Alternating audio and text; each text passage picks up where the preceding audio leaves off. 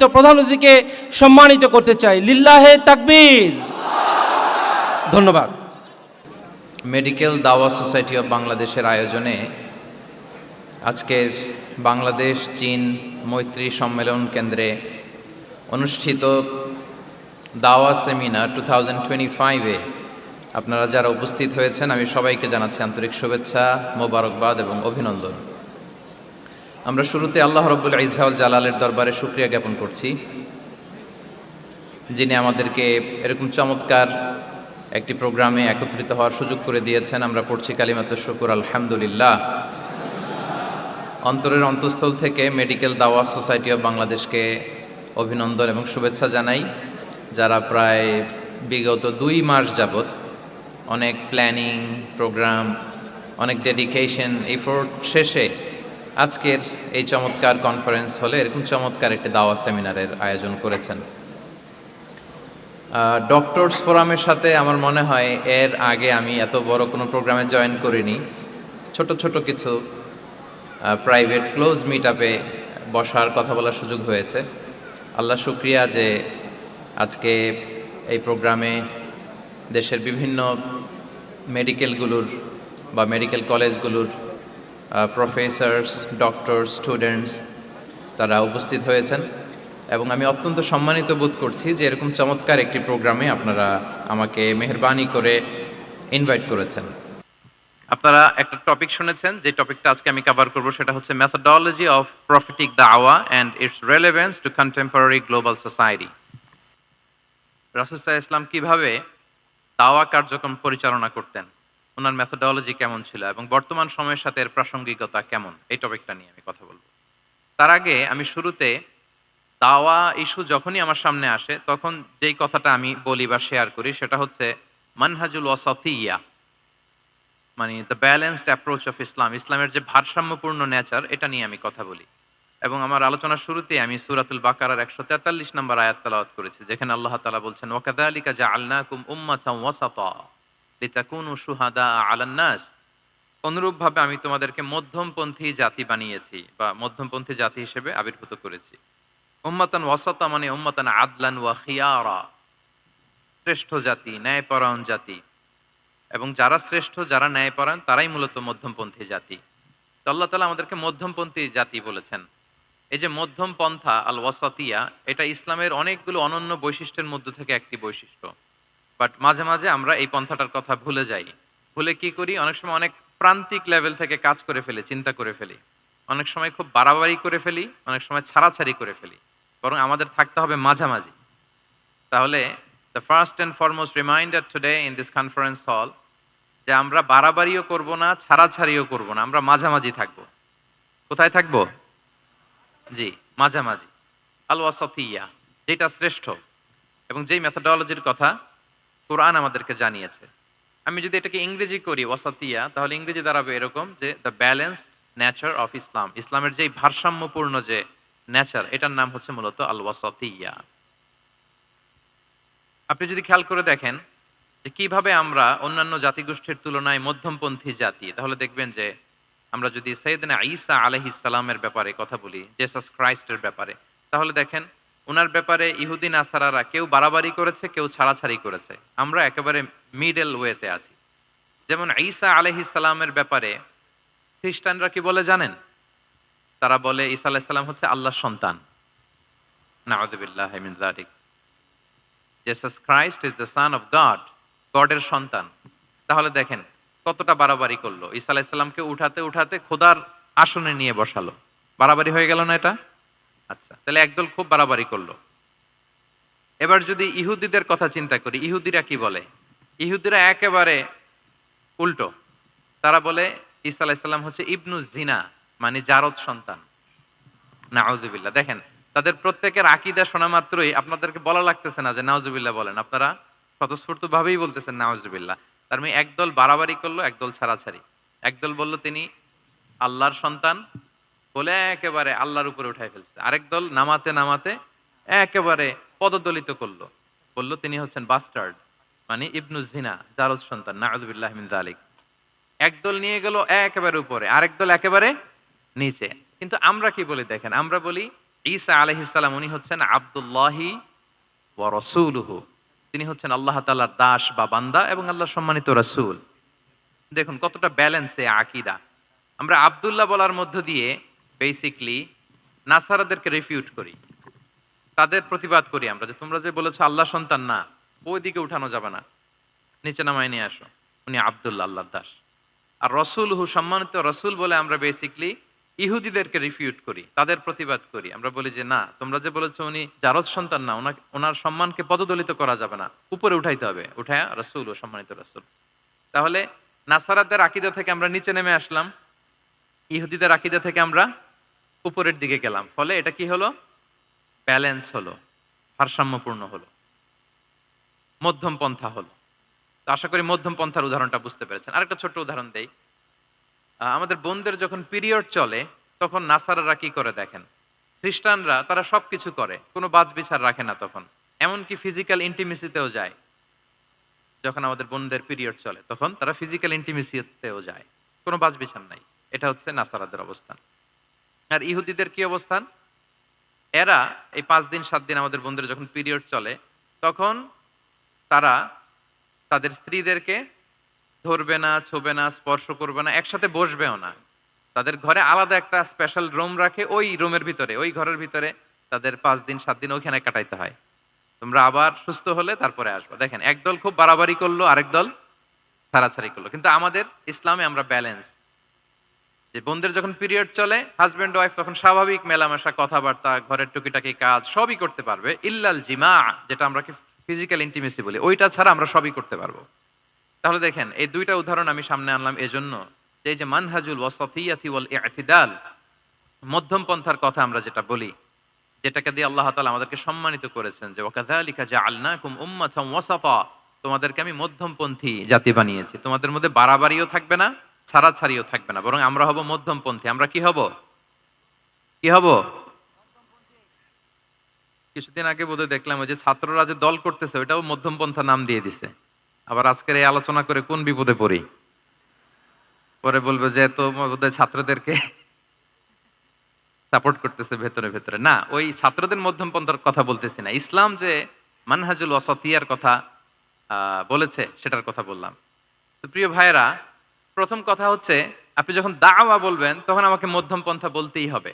আমরা যখন ইসলাম শিখবো, শিখাবো, ইসলাম বুঝবো, বুঝাবো, এই সব ক্ষেত্রে আমাদেরকে মধ্যম পন্থা অবলম্বন করতে হবে। আমাদের খেয়াল রাখতে হবে আমরা যেন এক্সট্রিম লাইনে না যাই, আবার খুব এক্সট্রা লিবারেল যেন না হয়ে যায়। আমরা যেন মধ্যমপন্থী একটা অবস্থানে থাকি।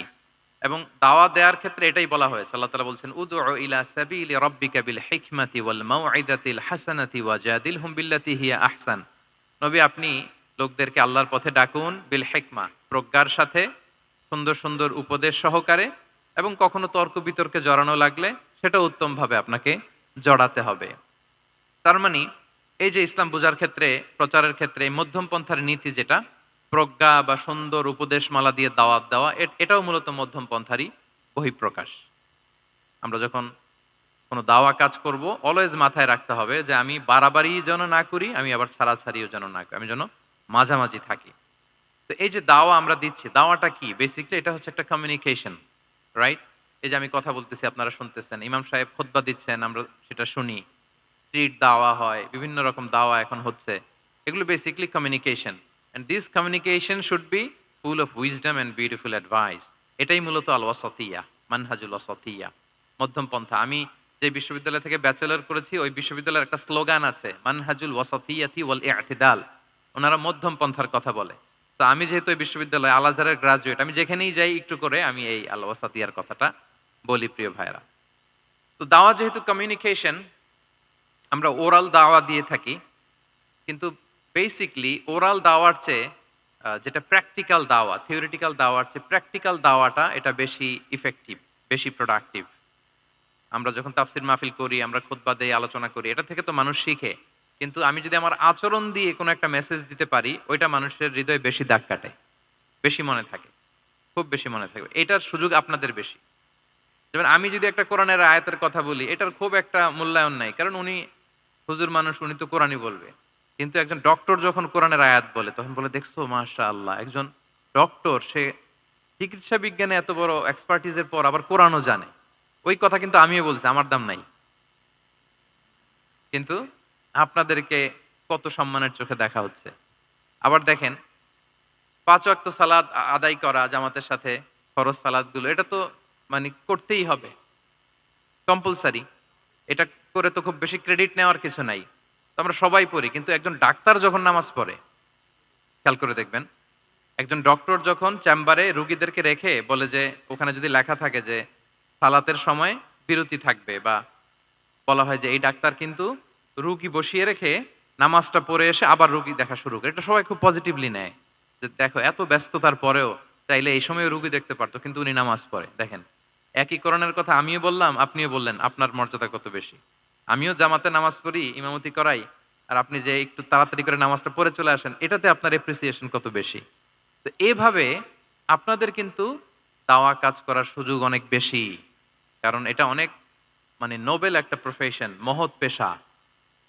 আপনারা জনগণকে সরাসরি সেবা দেওয়ার যে ব্যাপারটা, এটার সুযোগ আছে। যুদ্ধ বিধ্বস্ত আপনি আপনি আহতদেরকে সেবা দিতে পারেন, আগুনে পোড়া রোগীদেরকে সেবা দিতে পারেন, দুরারোগ্য ব্যাধি, তার আর যাওয়ার জায়গা নেই, আপনি সেবা দিতে পারতেছেন। যে কোনো রোগ বালাই, যে কোনো পরিস্থিতিতে যখন একজন মানুষ অসুস্থ হয়, তখন আপনি সেবা দিচ্ছেন, তখন তার মনটা কিন্তু খুব নরম থাকে, তার মধ্যে একটা অসহায়ত্ব কাজ করে। ওই একটা অসহায় মানুষ, তার মনটা খুব নরম, ওই রকম একটা সিচুয়েশনে তারা আপনাদের দ্বারস্থ হয়।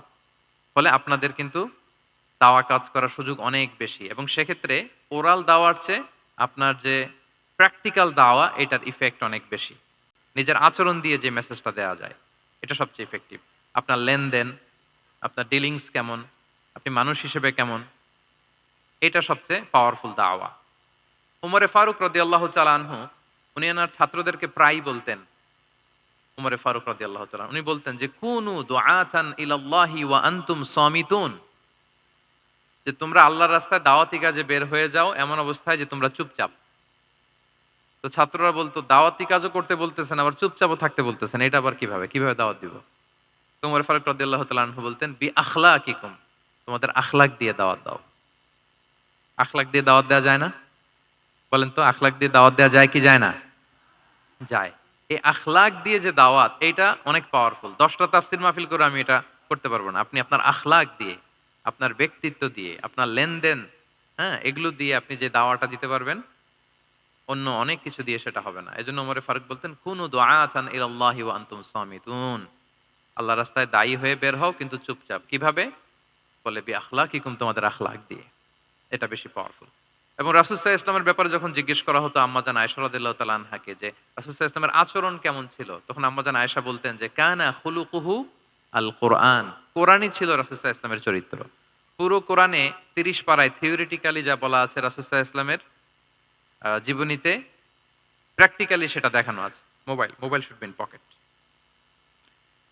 ভাইজান খুব দায়িত্বশীলতার সাথে একেবারে সামনে থেকে রেকর্ডিং করতেছেন, মাশাআল্লাহ।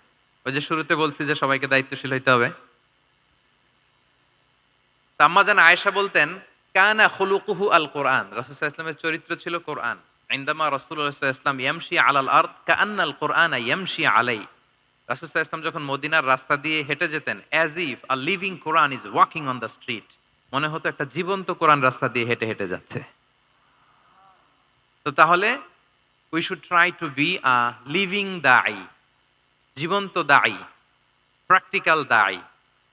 এটা যদি আমরা হইতে পারি, তাহলে অনেক বেশি ইমপ্যাক্ট করা যাবে সোসাইটিতে, অনেক ইনফ্লুয়েন্স করা যাবে। যেটা বললাম যে আমাদের সততা, আচরণ, ব্যক্তিত্ব, পার্সোনালিটি, এগুলো দিয়ে আমরা যে দাওয়াটা দিতে পারি, ওরাল দাওয়া, বক্তব্য দিয়ে এটা অনেক সময় সম্ভব হয় না, এবং ডাক্তারদের জন্য এটা অনেক বড় একটা সুযোগ।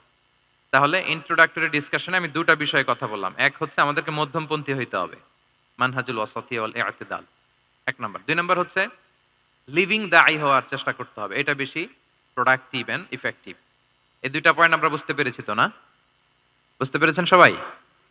মাশাআল্লাহ। এবার চলুন যে রাসূল সাল্লাল্লাহু আলাইহি ওয়াসাল্লামের যে প্রফেটিক দাওয়া মেথোডোলজি, কিভাবে উনি দাওয়া কাজের আঞ্জাম দিতেন, সেখান থেকে আমাদের নেয়ার আধুনিক সময়ের এর প্রাসঙ্গিকতা কি আছে, আমি ১০টা পয়েন্টে আজকের এই সেমিনারে কিছু কথা উপস্থাপনের চেষ্টা করব। ওমা তাওফীকি ইল্লা বিল্লাহ। ১ নাম্বার কথা হচ্ছে, আমরা যে দাওয়া দিব, এই দাওয়া language should be very soft and mild and very touchy. দাওয়া ল্যাঙ্গুয়েজ হইতে হবে ভেরি সফট, অলওয়েজ সফট,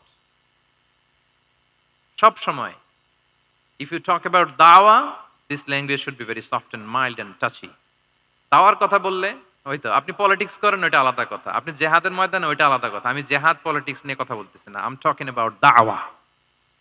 যদি আপনি দাওয়া সেমিনারের কথা বলেন, যদি মেডিকেল দাওয়া সোসাইটির নাম দেন, দাওয়া বললে আমাকে বলতে হবে দাওয়ার language should be very soft and mild. আমরা এটা অনেক সময় ভুল করে ফেলি, এটা করা যাবে না। কারণ আপনি হৃদয় থেকে যদি কোনো কথা বলেন, এটা শ্রোতার হৃদয়ে যে টাচ করে। আল্লাহর হাবিব সাল্লাল্লাহু আলাইহি ওয়াসাল্লামের কথাগুলো নিয়ে এত আলোচনা, বিশ্লেষণ, কথাগুলো এত অ্যাপিলিং কেন, এত আবেদনময় কেন? এর কারণ হচ্ছে রাসূল সাল্লাল্লাহু আলাইহি ওয়াসাল্লাম যা বলেছেন তিনি হৃদয় থেকে বলেছেন। হৃদয় থেকে কথা বেরোলে এটা শ্রোতার হৃদয়ে যে টাচ করে। একটা ছোট্ট আয়াত আমি তেলাওয়াত করি, সূরা তাহার। আল্লাহ তাআলা বলছেন, ফাকুলা লাহু কাওলান লাইয়িনা লাআল্লাহু ইয়াতাযাক্কারু আও ইয়াখশা।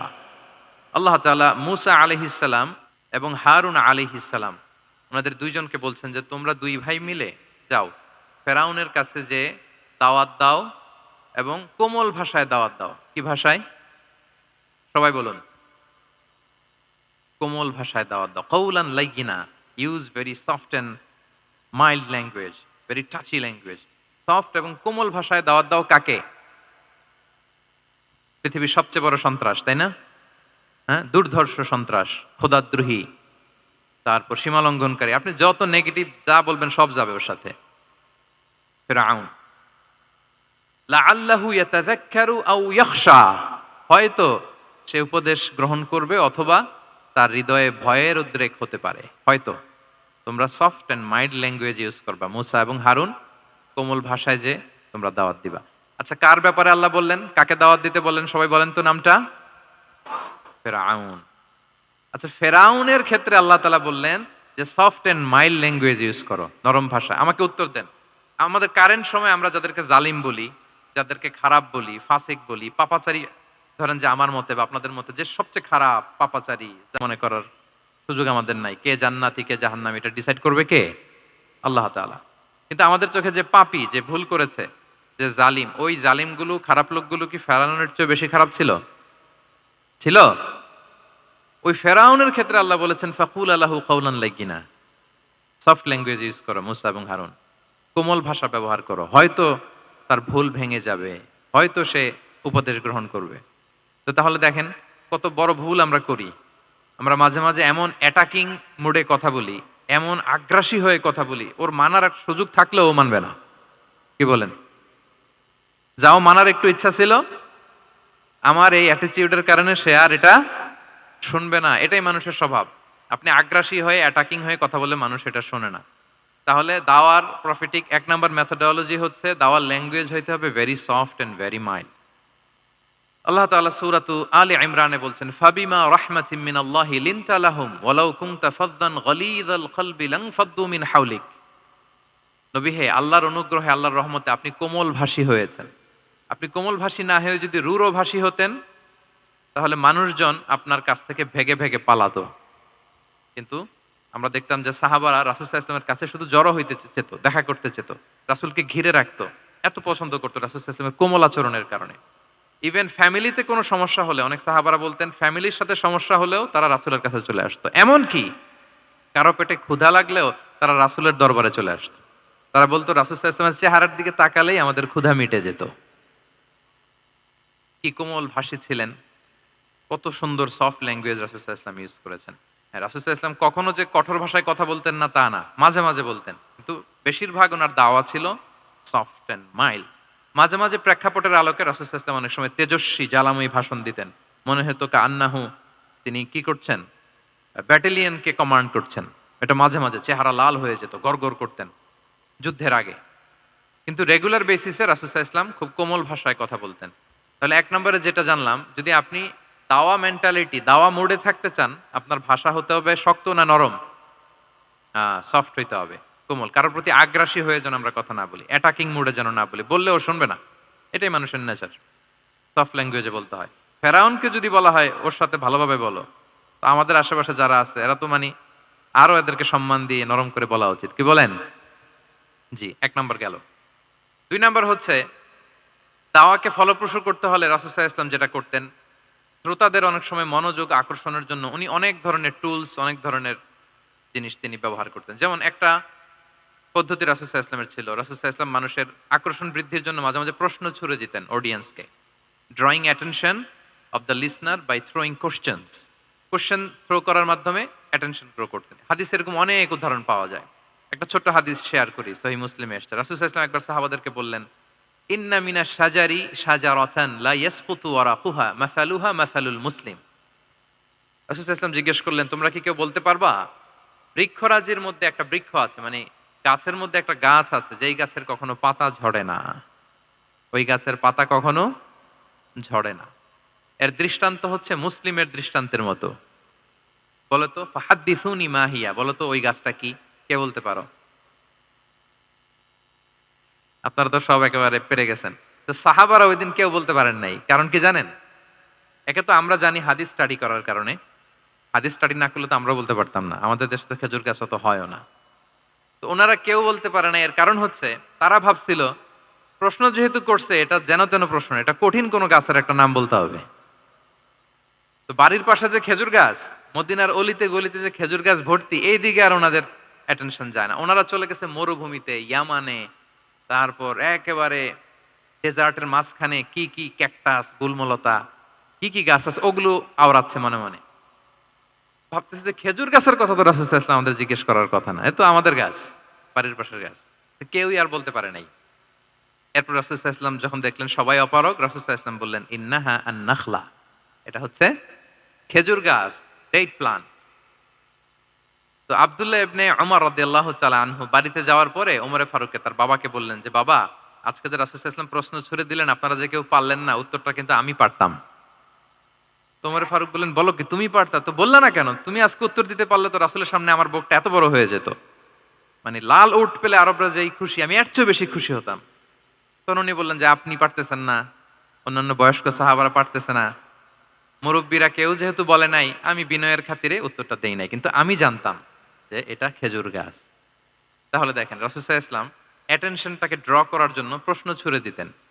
তো এই প্রশ্ন ছুড়ে দিয়ে কিন্তু আমরা মানুষের দৃষ্টি আকর্ষণ করতে হবে। আপনারা তো মানে প্রশ্ন ছোড়াই তো আপনাদের কাজ, যে কি অবস্থা, শরীরটা কেমন, পেট ঠিক আছে কিনা, ঘুম হয় কিনা, কমন প্রশ্ন না আপনাদের? আপনাদের কাছে গেলেই তো প্রথমে জিজ্ঞেস করে যে হজম হয় কিনা, তারপর ঘুম আসে কিনা, এই হয় কিনা, অনেক প্রশ্ন আপনারা করেন। তো এইভাবে আপনি যদি আস্তে আস্তে প্রশ্নের ছলে যদি তাকে আপনি দাওয়া দিতে চান, আপনি কিন্তু দিতে পারেন। এটা রাসূল সাল্লাল্লাহু আলাইহি ওয়াসাল্লামের একটা দাওয়া মেথোডোলজি ছিল। দুইটা বলে ফেললাম। একটা হচ্ছে দাওয়ার ল্যাঙ্গুয়েজ হতে হবে অনেক শক্ত, নাকি? হ্যাঁ, নরম, সফট এন্ড মাইল্ড। 2 নাম্বার হচ্ছে প্রশ্ন ছুড়ে দিয়ে শ্রোতাকে আকর্ষণ করা, মনোযোগ আকর্ষণ করা। 3 নাম্বার ভিজুয়াল এক্সপ্লেনেশন, রাসূল সাল্লাল্লাহু আলাইহি ওয়াসাল্লাম এটা করতেন যাতে করে আরো সহজে বোঝানোর জন্য। এটা নিশ্চয়ই আপনারা করেন। রাসূল সাল্লাল্লাহু আলাইহি ওয়াসাল্লামের দাওয়া জিন্দেগিতে দেখা যায় প্রায় সময় কিছু উনি ভিজুয়াল এক্সপ্লেনেশন নিয়ে এসেছেন সাহাবাদের সামনে, যাতে করে সাহাবারা to get a better idea of the issue, আরো ইজিলি বুঝতে পারেন। যেমন একবার রাসূল সাল্লাল্লাহু আলাইহি ওয়াসাল্লাম অনাথ ইয়েতিমদেরকে যারা দেখভাল করে তাদেরকে মর্যাদা এটা বোঝাতে যে রাসূল সাল্লাল্লাহু আলাইহি ওয়াসাল্লাম 2 আঙ্গুল উঁচু করে একবার বললেন যে, আনা ওয়া কাফিলুল ইয়াতীমি ফিল জান্নাতি কাহাতাইন। আমার আঙ্গুল দুটো দেখতে পাচ্ছেন আপনারা সবাই? 2টা আঙ্গুল উঁচু করেন তো এভাবে। মানুষ তো মনে করবে ভিক্টরি সাইন দেখাই দিছে আমরা। এই যে, তো রাসূল সাল্লাল্লাহু আলাইহি ওয়াসাল্লাম বললেন, আনা ওয়া কাফিলুল ইয়াতীমি কাহাতাইন, হাত নামান।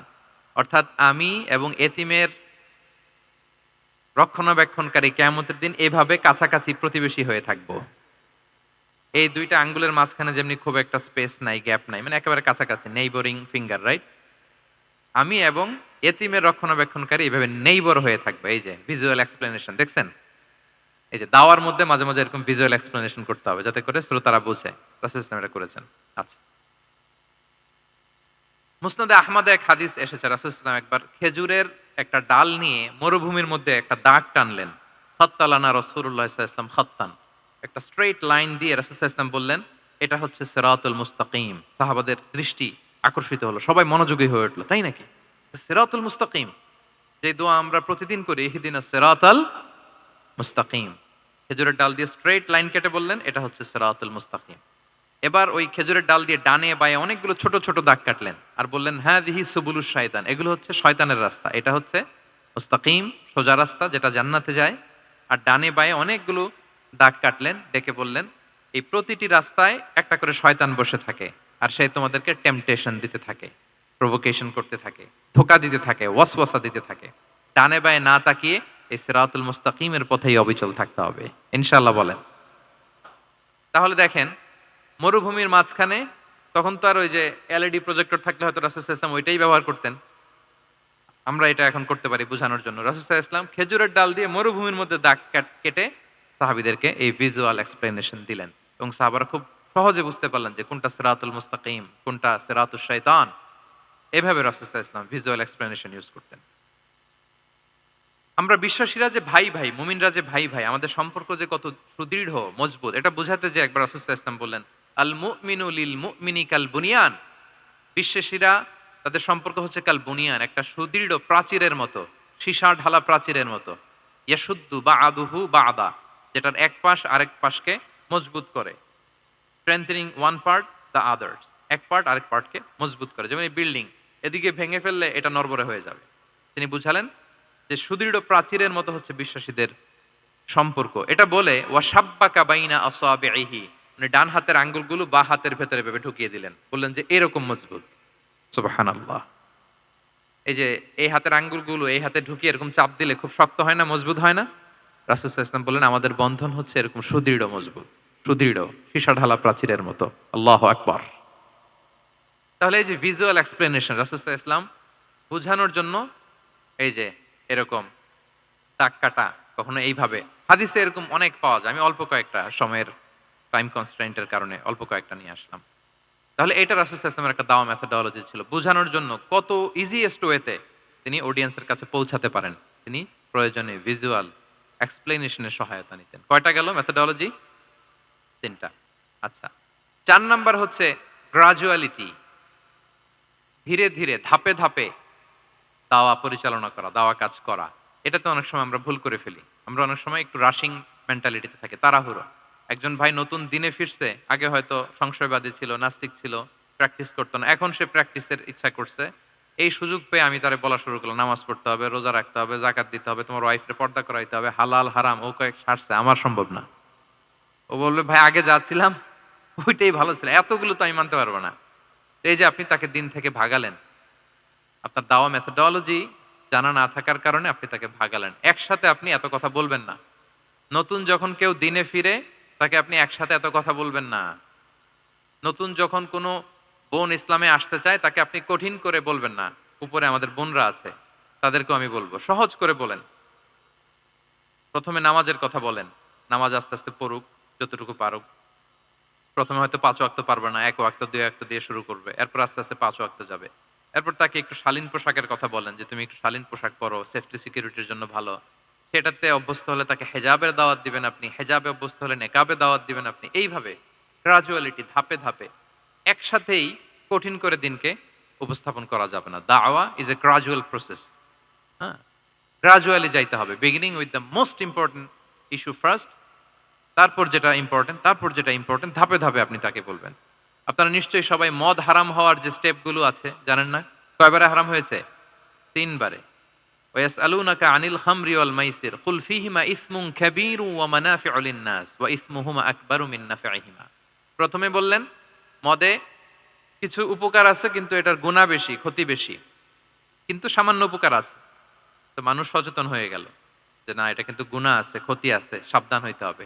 মদ খাওয়া কমায় দিল। আচ্ছা, এরপর বলা হলো ওয়ালা তাকরাবুস সালাতা ওয়া আনতুম সুকারা, মাতাল হয়ে মদ খাওয়া অবস্থায় নামাজে যেও না। কারণ কোন এক সাহাবী নামাজে এমন ভাবে তেলাওয়াত করলেন, অর্থ চেঞ্জ হয়ে গেল। ফলে দিনে ৫ বার মদ খাওয়া যাবে না। এই আয়াত দিয়ে তো তাই বোঝা যায়, তাই না? ৫ বারের জন্য যখন সাবধান হয়ে গেল, আরো তারা অভ্যস্ত হয়ে গেল। এরপরে নাজিল হলো ইন্নামাল খামরু ওয়াল মাইসিরু ওয়াল আনসাবু ওয়াল আজলামু রিজসুম মিন আমালিশ শাইতানি ফাজতানিবুহ। মদ, জুয়া, ভাগ্যলিপি, এগুলো শয়তানের কাজ, এগুলো থেকে বেঁচে থাকো। সবাই মদিনার ঘরের ভেতরে মদের বোতল যেগুলো ছিল ভেঙে সব রাস্তায় মদ দিয়ে মদিনার অলিগলি সয়লাভ। সুবহানাল্লাহ, কারো কষ্ট হয়নি, কারণ ধাপে ধাপে মদকে হারাম করা হয়েছে। কেউ যদি চেইন স্মোকার থাকে, আপনি যদি বলেন যে স্মোকিং হারাম, কালকে থেকে একটাও খেতে পারবে না, ও পারবে? ও তো মারা যাবে। ও সব বাদ দিতে পারবে, স্মোকিং বাদ দিতে পারবে না। তো কি করবেন? তাকে আপনি অল্প অল্প করে, যে একটু একটু করে ছাড়ো। এই যে রমজান আসতেছে, সারাদিন তো করতেই পারবা না, রাতে দুই তিনটা করে খাইও, বেশি খাইও না। না মানে ছাড়ানোর জন্য বলতেছে আর কি, যে 10টা খায় তারা যদি আপনি 2টা খাইতে বলেন, এটা তো আপনি দাওয়াই দিলেন নাকি, কমাইতে বললেন তো। সিগারেটের প্রতি তো আর উৎসাহিত করতেছি না আমরা। চেন স্মোকার ও 10টা ছাড়া হয় না প্রতিদিন। তো এই রমজানে আপনি তারা বললেন যে সারাদিন তো তুমি না খেয়ে থাকবা, রাতে একটা দুইটা বা তিনটা গেল। প্রথম দশকে 3টা, এরপরের দশকে 2টা, তারপরের দশকে একটা। যে একটা খায় তারপরের দিন তো সে চাইলে ছেড়েও দিতে পারে, কি বলেন? এইভাবে গ্রাজুয়ালি তাকে ছাড়ানোর জন্য অভ্যস্ত করতে হবে। তাহলে এই গ্রাজুয়ালিটিটা দরকার। আমি হাদিস থেকে, সিরাত থেকে একটা উদাহরণ দেই, শুনুন। রাসূল সাল্লাল্লাহু আলাইহি ওয়াসাল্লাম মুআয ইবনে জাবাল রাদিয়াল্লাহু তাআলা আনহুকে ইয়ামানের গভর্নর করে পাঠালেন। তো তখন তাকে বললেন যে, মুআয, ইন্নাকা তাআতি কওমান মিন আহলিল কিতাব। তোমাকে এমন একটা এলাকার গভর্নর করে পাঠাচ্ছি, তারা কিন্তু আহলে কিতাব, মানে people of the books, Jews and Christian community. তারা ইহুদি খ্রিস্টান। তো তাদেরকে যখন দাওয়াত দিবা, ধাপে ধাপে দিবা। কিভাবে দিবা? তিনি বললেন, ফাদউহুম ইলা শাহাদাতি আন লা ইলাহা ইল্লাল্লাহ ওয়া আন্না মুহাম্মাদুর রাসূলুল্লাহ। প্রথমে দাওয়াত দিবা তাওহীদ আর রিসালাতের। আওয়াজ করে বলেন, প্রথমে কিসের? তাওহীদ এবং রিসালাতের। আচ্ছা, ফা ইনহুম আতাউ লিযালিক, তারা যখন এটা মেনে নেয়। আরবিটা খেয়াল করেছেন অর্থটা? ফা ইনহুম আতাউ লিযালিক, তাওহীদ রিসালাত যদি মেনে নেয়, তাহলে তাদেরকে 5 ওয়াক্ত নামাজের দাওয়াত দিও। আচ্ছা, 5 ওয়াক্ত নামাজে যখন তারা অভ্যস্ত হয়ে যায়, ফাইনহুম আতাউ লিযালিক, যখন তারা এটাও মেনে নেয়, তখন তাদেরকে যাকাতের আদেশ করো।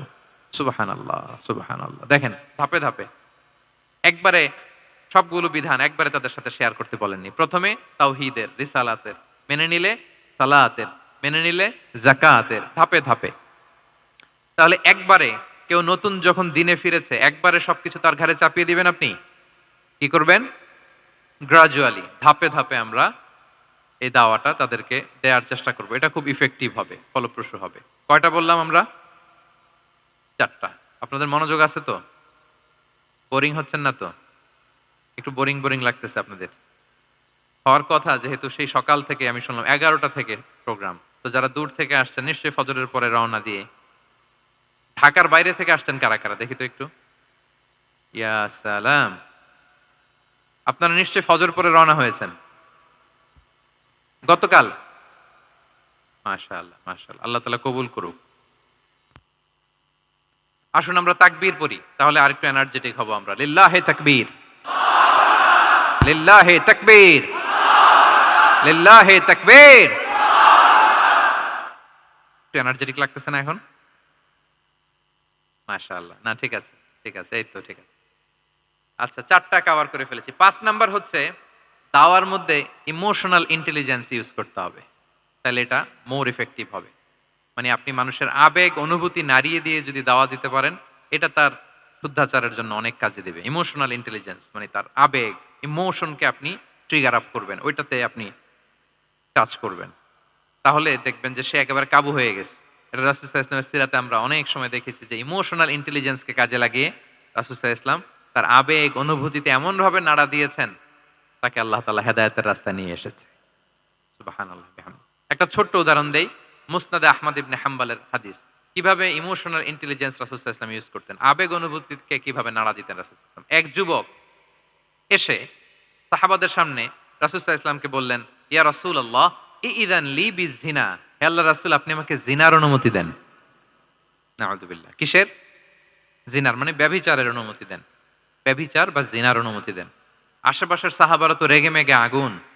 ফাআকবালাল কওমু আলাইহি ফাজাজারুহ, সবাই তাকে দৌড়ে ধরতে গেল আর ধমকাতে লাগলো, ছি ছি ছি, মাহ মাহ।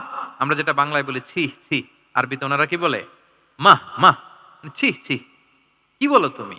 লজ্জা শরমের মাথা খেয়ে তুমি রাসূলুল্লাহর দরবারে এসে বলতেছো, হে আল্লাহর রাসূল, আপনি জিনার অনুমতি দেন?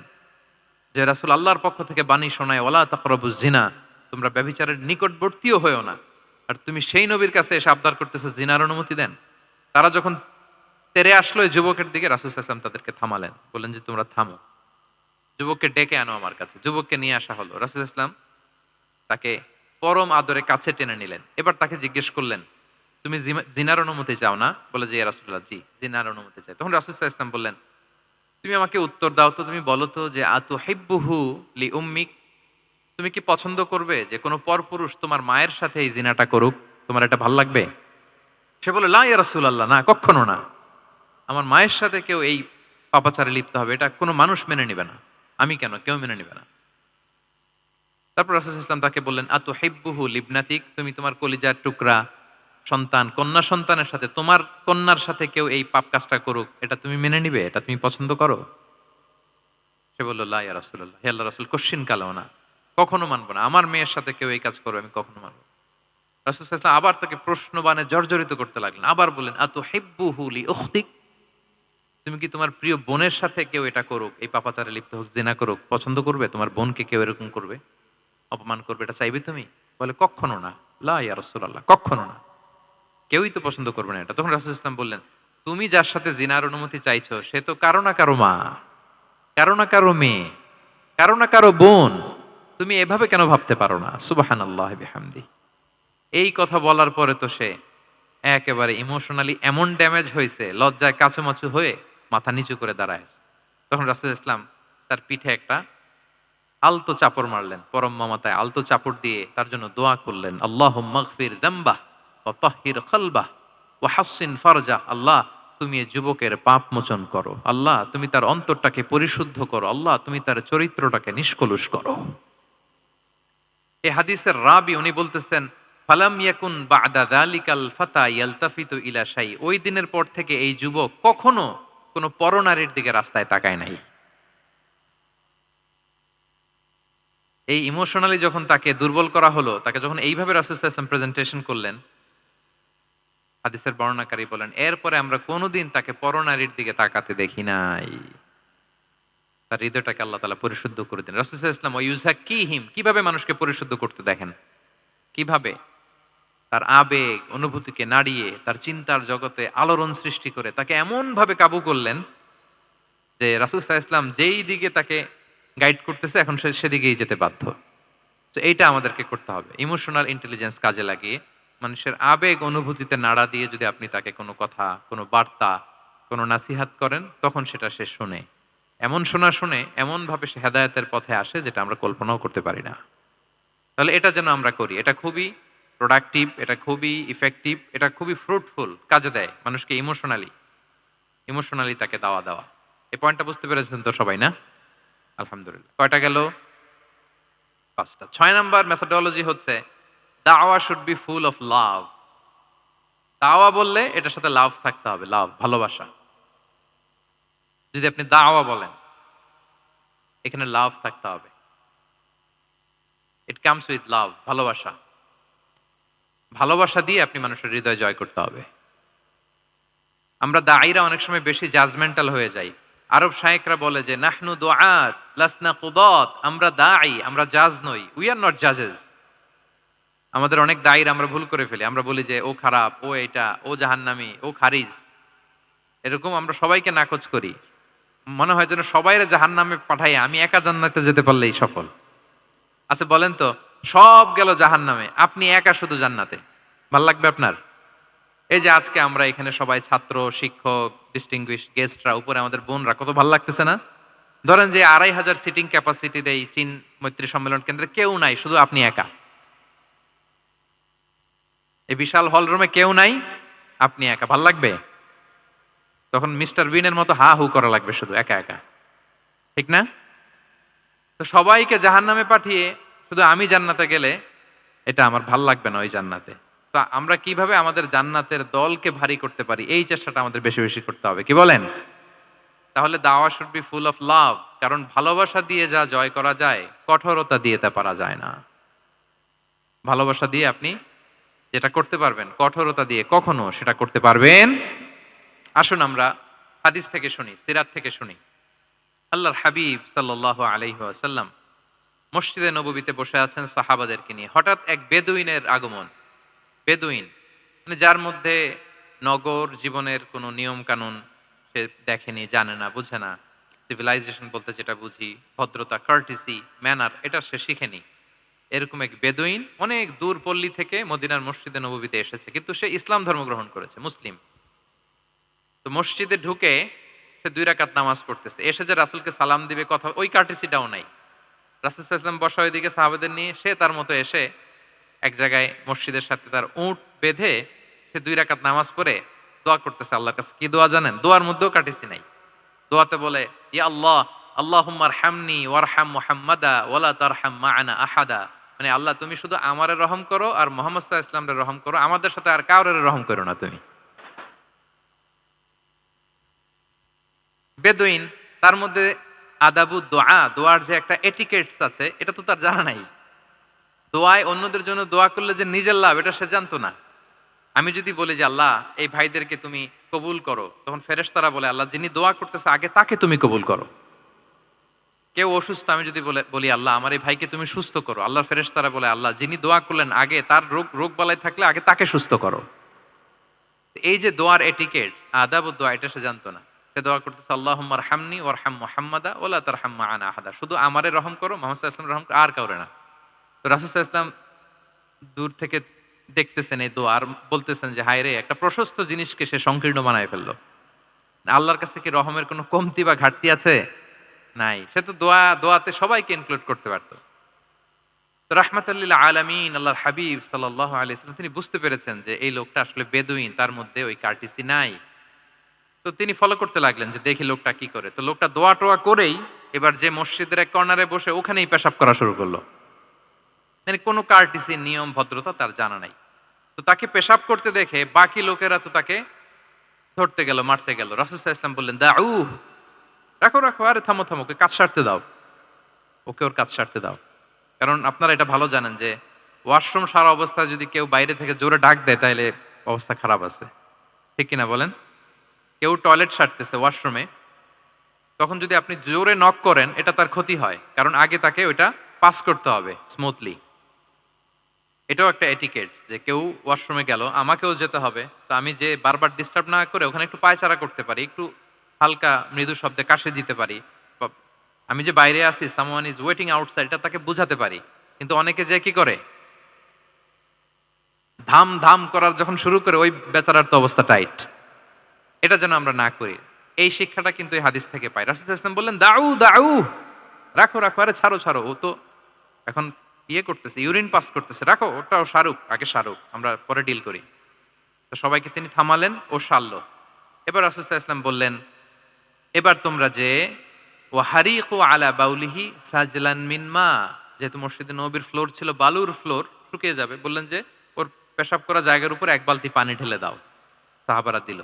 আর এই বেদুইন লোককে রাসূল সাল্লাল্লাহু আলাইহি ওয়াসাল্লাম কাছে টেনে নিলেন, যে তাকে খুব ভালোবাসা দিয়ে বললেন, কি অবস্থা তোমার, কোত্থেকে আসছো, সব খোঁজ খবর নিয়ে বললেন যে তুমি যে এইখানে নামাজ পড়লা, এরপরে আবার এই কাজটা সারলা, তুমি কি জানো এইখানে আল্লাহর জিকির করা হয়, এটা আমাদের এবাদতগাহ, এখানে আমরা রবের জিকির করি, তার কাছে ফরিয়াদ করি, সবাই মিলে এই কমিউনিটির সবাই এখানে আসে, এই কমিউনিটির, মদিনার কমিউনিটির সবাই মিলে নারী পুরুষ নির্বিশেষে আমরা এসে এখানে আল্লাহর কাছে ফরিয়াদ করি, দোয়া করি, এবাদত করি, কোরআন তেলাওয়াত করি, এটা আমাদের এবাদতগাহ। এইখানে কি এমন কাজটা করা তোমার ঠিক হলো? সে তো লজ্জায় কাচুমাচু হয়ে রাসূল সাল্লাল্লাহু আলাইহি ওয়াসাল্লামের কাছে ক্ষমা চাইতেছে। সুবহানাল্লাহি বিহামদি।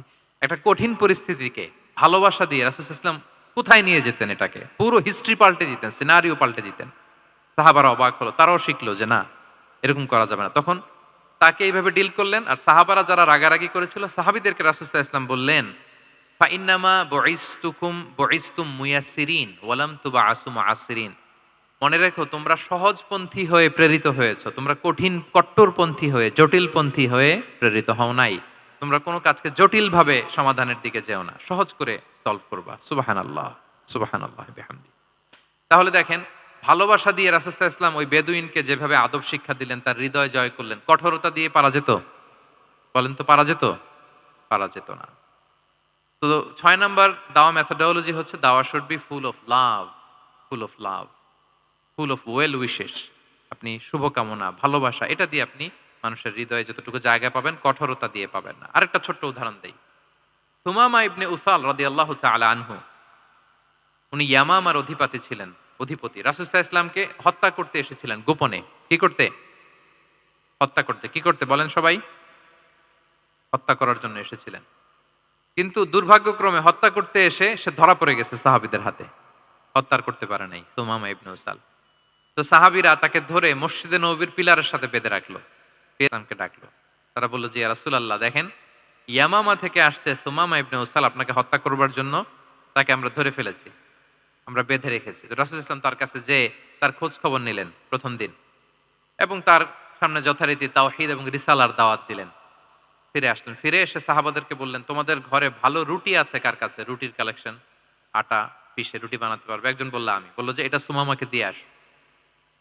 তো দিয়ে আসলো। আরেকজন বলল ভালো তাজা খেজুর আছে কার কাছে? এক সাহাবী বললেন আমার কাছে। রাসূল ইসলাম বললেন যাও এটা সুমামাকে দিয়ে আস। দিয়ে আসলেন। এরপরের দিন রাসূল ইসলাম যে আবার ইসলামের সৌন্দর্য, হ্যাঁ, মাহাসিনু আহকামি শারিয়া, ইসলামী শারিয়ার যে বিউটি অফ ইসলাম, এটা তুলে ধরলেন। ইসলামের যৌক্তিকতা তুলে ধরলেন। সে অবাক হতে লাগলো যে কিরে, যুদ্ধবন্দীদের সাথে মুহাম্মদ সাল্লাল্লাহু আলাইহি ওয়াসাল্লাম এবং তার অনুসারীরা এরকম আচরণ করে? সে তো যুদ্ধবন্দী, এত সুন্দর আচরণ। তাকে আবার ইসলামের সুশীতল বাণীগুলোর প্রতি আহ্বান করে রাসূল ইসলাম বাড়িতে এসে এবার নিজের যে উট আছে, উটকে যে পালে, সে রাখালকে বলল তুমি উটের দুধ দহন করে তাকে কিছু দুধ দিয়ে আসো যাও। সুবহানাল্লাহ। আসছিল রাসূল সাল্লাল্লাহু আলাইহি ওয়াসাল্লামকে কি করতে? হত্যা করতে। তো তাকে ওটের গরম দুধ দিয়ে আসা হলো, সে পেট ভরে খেলো। তৃতীয় দিন এবার রাসূল সাল্লাল্লাহু আলাইহি ওয়াসাল্লাম যে ইসলামের যে ভবিষ্যৎ, ইসলাম মানলে যে জান্নাতে থাকা যাবে, এগুলো সব বললেন এবং তাকে আরো অনেক মেহমানদারি করলেন, আপ্যায়ন করলেন।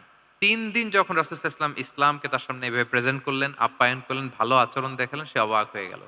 আল্লাহ তাআলা তার হৃদয়টাকে নূর দিয়ে আলোকিত করে দিলেন।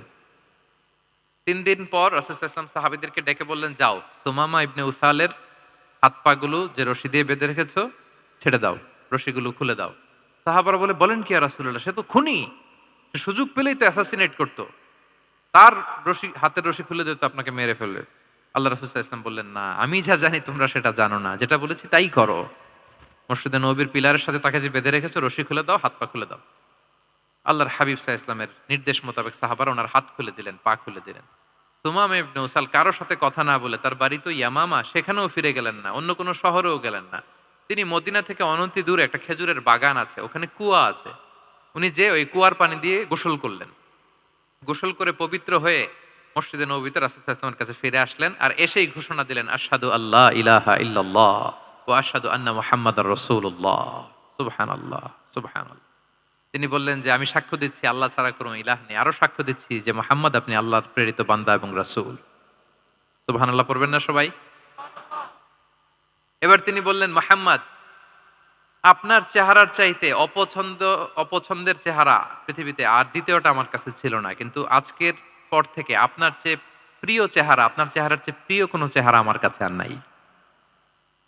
ইসলামের চেয়ে অপছন্দনীয় ধর্ম আমার কাছে আর ছিল না, কিন্তু আজ থেকে ইসলামের চেয়ে পছন্দনীয় কোনো ধর্ম আমার কাছে নাই। মদিনার চেয়ে অপছন্দের শহর আমার কাছে ছিল না, তো আজ থেকে মদিনার চেয়ে কোনো প্রিয় শহর আমার কাছে নাই। সুবহানাল্লাহ। উনি গমের বড় ডিলার ছিলেন, গম ব্যবসা করতেন। উনার থেকে গম নিয়ে মক্কায় মুশরিকরা চলতো। তিনি ঘোষণা দিলেন, আজকে থেকে আমার এলাকার কোনো গম মক্কায় যাবে না। এবার মক্কাবাসী পড়ছে বিপদে, গম ছাড়া তো তারা খেতেও পারবে না। তারা আল্লাহর হাবিব সাল্লাল্লাহু আলাইহি ওয়াসাল্লামের কাছে চিঠি লিখে পাঠালেন যে, মুহাম্মদ, তোমার এই যে নতুন অনুসারী, সে যদি গম না দেয় আমাদের তো অবস্থা খারাপ, তুমি দয়া করে এই গমের সাপ্লাই আবার যাতে সে চালু করে তুমি একটু বলে দাও। আল্লাহর হাবিব সাল্লাল্লাহু আলাইহি ওয়াসাল্লাম আবার সুমামা ইবনে উসালকে বলে দিলেন, আবার সে সাপ্লাই চালু করলো। সুবহানাল্লাহ বিহামদি। এবং তিনি প্রথম তালবিয়া পাঠ করে উমরা করেছিলেন, ওনার আগে কেউ এভাবে উমরা করতে পারেনি। তাহলে দেখেন, আসলো খুনি হয়ে, আসলো কি হয়ে? খুনি হয়ে, আর ফিরে গেল নবী প্রেমিক হয়ে। সুবহানাল্লাহ। এটা কিভাবে সম্ভব হয়েছে? রাসূল সাল্লাল্লাহু আলাইহি ওয়াসাল্লামের উদারতা, ভালোবাসা। ঠিক কিনা বলেন? তাহলে আপনি যদি দাওয়ার কথা বলেন আমাকে, দাওয়া should be full of love. কারণ ভালোবাসা দিয়ে যা জয় করা যায়, কঠোরতা দিয়ে সেটা পারা যায় না। কয়টা গেল? 6টা। আর রইল কয়টা? 4টা। আগ্রহ আছে তো না শোনার? আচ্ছা, 7 নাম্বার হচ্ছে, 7 নাম্বার, রাসূল সাল্লাল্লাহু আলাইহি ওয়াসাল্লাম যদি কাউকে কারেকশন করতে চাইতেন, কখনো তাকে অপমান করতেন না, অন্যের সামনে তার নাম নিতেন না, নাম না নিয়ে তাকে শুধরে দিতেন। এটা দাওয়ার আরেকটা মেথোডোলজি। কেউ কোনো ভুল কাজ করলে তার নাম ধরে অন্যের সামনে লজ্জিত করতেন না। আমরা কিন্তু অনেক সময় করে ফেলি, করি না? অন্যের সামনে মানুষকে কারেক্ট করে, এটা ঠিক না। The way he use to correct others, আপনি যদি সিরাতের দিকে তাকান, সুবহানাল্লাহ, কিভাবে উনি অন্যকে কারেকশন দিতেন, নাম উল্লেখ করতেন না। আমরা এটা অনেক ভুল করি। আমি এজন্য খুব দুঃখিত এবং লজ্জিত। আমাদের দাওয়া অঙ্গনে আপনি ইউটিউব খুললে দেখবেন যে অনেক দায়ীরা এক দায়ী আরেক দায়ীকে তুচ্ছ-তাচ্ছিল্য করছে। তার নাম নিয়ে তাকে ছোট করা, তাকে খারিজ করা, তাকে নাকচ করা, সে জাহান্নামী, সে কাফের, সব ইসলামের ঠিকাদারি উনি একা নিজে নিয়ে বসে আছে। আর বাকি যা আছে সব খারিজ। এইটা রাসূল সাল্লাল্লাহু আলাইহি ওয়াসাল্লামের দাওয়ার সাথে যায় না। বরং কেউ যদি কোনো ভুল কিছু বলে, ভুল করে, আপনি যদি মনে করেন যে না তার এটা ভুল, আমারটা সঠিক, তো আপনার নিয়ম হচ্ছে আপনি সঠিকটা প্রচার করা। তাহলে কেউ যদি ভুল করে থাকে তারও টনক নড়বে, বাকিরাও সঠিকটা জেনে যাবে। এটা হচ্ছে রাসূল সাল্লাল্লাহু আলাইহি ওয়াসাল্লামের দাওয়া মেথোডোলজি। তিনি কখনো কারো নাম ধরে অন্যের সামনে, মানুষের সামনে তাকে লজ্জা দিতেন না, তাকে কারেক্ট করতে যেতেন না। এটা ছিল রাসূল সাল্লাল্লাহু আলাইহি ওয়াসাল্লামের বৈশিষ্ট্য। আসুন আমরা সিরাত থেকে দেখি, হাদিস থেকে দেখি। আল্লাহর হাবিব সাল্লাল্লাহু আলাইহি ওয়াসাল্লাম উনি রাতে দিনে কি কি আমল করতেন, গোপন আমল, এগুলো জানার জন্য তিনজন সাহাবী রাসূল সাল্লাল্লাহু আলাইহি ওয়াসাল্লামের স্ত্রীদের কাছে গেলেন। যে জিজ্ঞেস করলেন যে আপনারা আমাদেরকে বলুন যে রাসূল সাল্লাল্লাহু আলাইহি ওয়াসাল্লাম রাতে কি আমল করে, দুপুরে কি আমল করে, বিকেলে কি আমল করে। তো আমাদের আম্মা জানেরা রাসূল সাল্লাল্লাহু আলাইহি ওয়াসাল্লামের প্রিয়তমা স্ত্রীরা বললেন যে উনি রাতে এরকম তাহাজ্জুদ, দুপুরবেলা এরকম তেলাওয়াত, এই সময় নফল নামাজ, এই সময় এটা করে। আল্লাহর হাবিব সাল্লাল্লাহু আলাইহি ওয়াসাল্লামের পুরো আমলের ফিরিস্তি যখন শোনানো হলো, কাআন্নাহুম তাকাল্লুহা, তাদের কাছে এটা একটা কম মনে হলো পরিমাণে। তারা ভাবছিল হয়তো আরো বেশি করে। তখন তাদের একজন বলল, আরে আইনা নাহনু মিন রাসূলিল্লাহ, কই রাসূল সাল্লাল্লাহু আলাইহি ওয়াসাল্লাম, কই আমরা। রাসূল সাল্লাল্লাহু আলাইহি ওয়াসাল্লামের ব্যাপারে আল্লাহ বলেছেন, কদ গুফিরা লাহু মা তাকাদ্দামা মিন যামবিহি ওয়া মা তাআখার। রাসূল সাল্লাল্লাহু আলাইহি ওয়াসাল্লামের আগের পরের সব গুনাহ মাফ। আদতে তো ওনার কোনো গুনাহই নাই, তারপরও একটা স্পেশাল স্ট্যাটাস হচ্ছে আপনার আগের পরের সব গুনাহ মাফ। তো তারা বলল, যেই মহান ব্যক্তির, যেই নবীর আগের পরের সব গুনাহ মাফ বলে ঘোষণা দেওয়া হয়েছে, তার সাথে তো আমাদের তুলনা করলে হবে না, আমাদের তো বেশি আমল করতে হবে। রাসূল সাল্লাল্লাহু আলাইহি ওয়াসাল্লাম হয়তো এই জন্য এই স্ট্যান্ডার্ড মেইনটেইন করেন। না, এরকম করলে তো আমরা মাফ পাবো না আল্লাহর কাছে। ভালো চিন্তা থেকেই, ভালো চিন্তা থেকেই তারা ভাবছেন যে না, আমাদের আমল আসলে কম হয়ে যাচ্ছে, বাড়াইতে হবে। রাসূল সাল্লাল্লাহু আলাইহি ওয়াসাল্লামের কথা ভিন্ন, আমাদের বাড়াইতে হবে। তো কি করতে হবে? একজন বলল, আজকে থেকে আমি সারা রাত নফল নামাজ পড়বো, সারা রাত ঘুমাবো না আর। নিয়ত করে ফেলছে আমি সারা রাত নফল নামাজ, এশার পর থেকে যে নফল শুরু হবে ফজর পর্যন্ত, ঘুমটম নাই। আচ্ছা, গেল। আরেকজন বলল, আমি সারা বছর রোজা রাখবো, কালকে থেকে যে রোজা ধরবো আর ভাঙবো না সারা বছর। আছে আরেকজন বলল, আমার কয়েকজন স্ত্রী আছে, আমি আর স্ত্রীদের কাছে যাব না,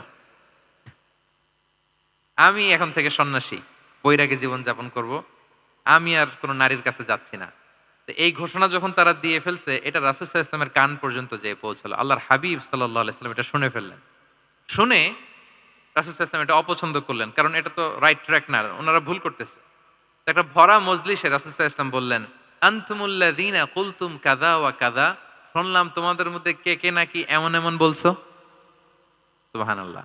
তিনি বলতে পারেন, এই আব্দুল্লাহ দাঁড়াও, এই আব্দুর রহমান স্ট্যান্ড আপ, এই দাঁড়াও, তুমি নাকি এটা বলছো, তুমি এটা বললে তো ওনারা লজ্জা পেতেন না? সবার সামনে লজ্জা পেতেন। উনি এটা না করে কাজ হাসিল হয়ে যাচ্ছে, বললেন আনতুমুল্লাযীনা কুলতুম কাযা ওয়া কাযা।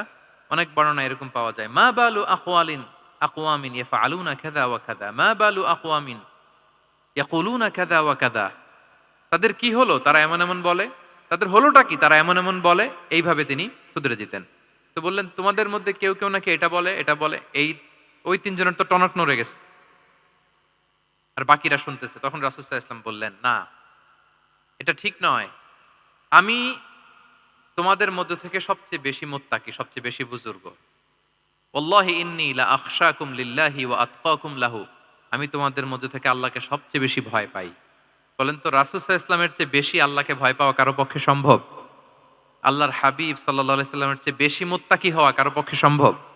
আমার নবীর চাইতে শ্রেষ্ঠ হওয়া সম্ভব? তার যে স্ট্যান্ডার্ড ইবাদতের, এটারে ছাড়ায় যাওয়া সম্ভব? সম্ভব না। তো তিনি বললেন যে আমি রাত্রিবেলা ঘুমাই আসার পরে, আবার শেষ রাতে তাহাজ্জুদও পড়ি, ঘুমও আছে নামাজও আছে, ব্যালেন্স। আমি সোম বৃহস্পতিতে রোজা রাখি, সপ্তাহের বাকি দিনগুলোতে খাই। আবার আমার অনেক 9 জন স্ত্রী তো এট এ টাইমে ছিল, আমি স্ত্রীদের সাথে মেলামেশাও করি। তো আমি এগুলো সব ঠিক রেখে আল্লাহর সবচেয়ে প্রিয় মুত্তাকি হইতে সমস্যা হইল না। তোমাদের এত সমস্যা কোথায়?